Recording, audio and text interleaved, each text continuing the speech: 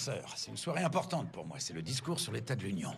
Moi aussi, c'est important. Caleb a besoin d'un coup de main. Pourquoi faire? Laisse tomber. Je dois laisser tomber parce que ça va pas me plaire ou parce que je peux pas comprendre? Les deux. T'as gagné le droit de m'en dire plus? Il enregistre un titre de dubstep et il veut que je l'aide pour la programmation. J'ai rien compris.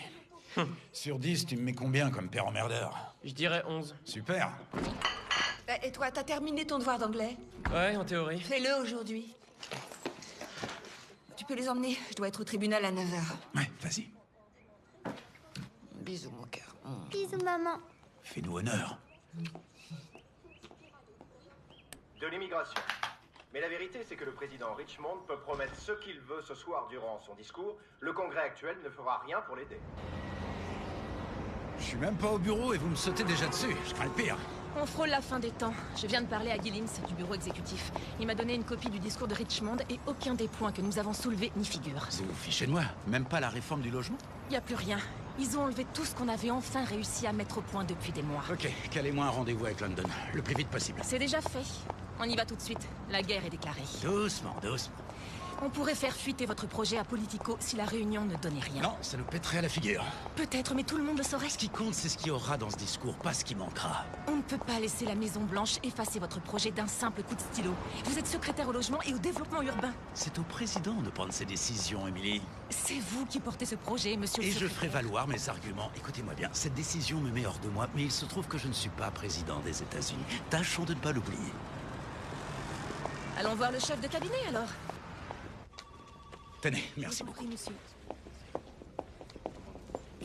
Trouvez-moi un truc bien lourd pour frapper Monsieur Wright.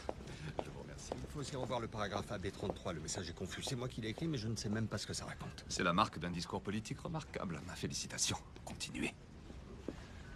Monsieur le secrétaire, bonjour, par ici. Charlie.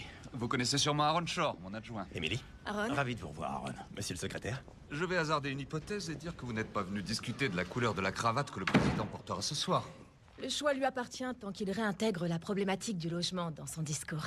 Ce programme pourrait aider des millions de familles à revenus modestes. Personne ne remet sa valeur en cause, Émilie. Charlie, il n'est pas une seule fois fait mention de mon programme dans le discours, pas une seule fois. Je sais, je suis navré, monsieur le secrétaire, mais le discours ne sera plus retouché. Quelle importance accorde le président à la vie du secrétaire? Parce que c'est flou pour l'instant. Emily.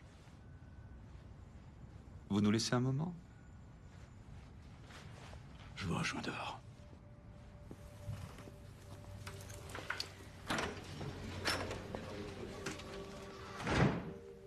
Qu'est-ce qui se passe, Charlie? Eh bien, Tom, nous voulions vous l'annoncer après le discours sur l'état de l'Union, mais le président souhaite opérer un changement. Il a l'intention de vous nommer ambassadeur de l'Organisation de l'Aviation Civile Internationale. Vous êtes sérieux? Le poste de président du comité du pancake n'était pas dispo? Tom,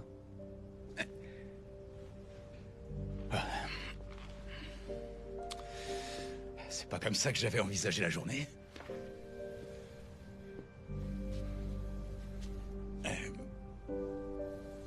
Le comité de l'aviation civile, c'est... l'organisation. Oui, l'organisation, ça existe vraiment, moi? Bien entendu. C'est à Montréal, sous l'égide de l'ONU. Ça vous conférera le rang d'ambassadeur avec les avantages qui y sont liés. Je vous en prie, Charlie, on a plutôt bien travaillé, non? Il nous reste encore tellement à faire. J'ai soutenu le président envers et contre tout pendant sa législature. Il faut maintenant penser à son deuxième mandat. Je sers le président à sa convenance. Vous aussi, Tom. Ils se rendent pas compte de l'atout formidable que tu représentes pour eux? Langdon a essayé de me vendre ça comme une promotion. Non, tu peux pas accepter ça sans réagir. Qu'est-ce que tu veux que je fasse? Te battre. C'est peut-être lui qui t'a nommé, mais il peut pas te virer comme ça.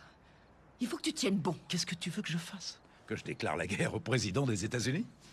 La Maison-Blanche ne t'a jamais respecté. C'est ça, le vrai problème. Non, Alex, le vrai problème, c'est que j'ai pas toujours joué le jeu de Richmond. Tom, s'il te plaît, c'est ça la politique. Et peut-être que si tu avais joué Quoi? le jeu... J'aurais conservé mon poste, je serais devenu comme les autres, et on s'était mis d'accord sur le fait que je ne voulais pas devenir comme les autres. Je refuse de rentrer là-dedans. Tom, ça nous a pris 3 ans. 3 ans. On a enfin réussi à se faire à Washington. J'adore mon job. Penny adore son école. Même Léo s'est fait des amis. On peut pas imposer ça à notre famille. Je sais.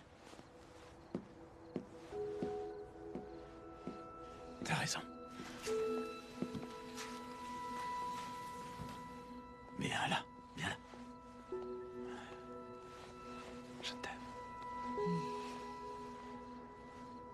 une solution. Je ferai la navette. Quoi? Donc ta décision est déjà prise. Tu laisses tomber sans rien dire. Je dois lui donner ma réponse demain. Waouh. Alex.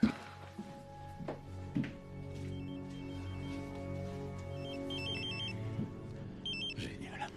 Oui. C'est quoi un survivant désigné? Nous devons tout de suite évacuer les lieux. Ouais. Vous avez vu ça? On voit fantôme vers la Maison Blanche pour servir de l'heure. La Maison Blanche est sécurisée. En route!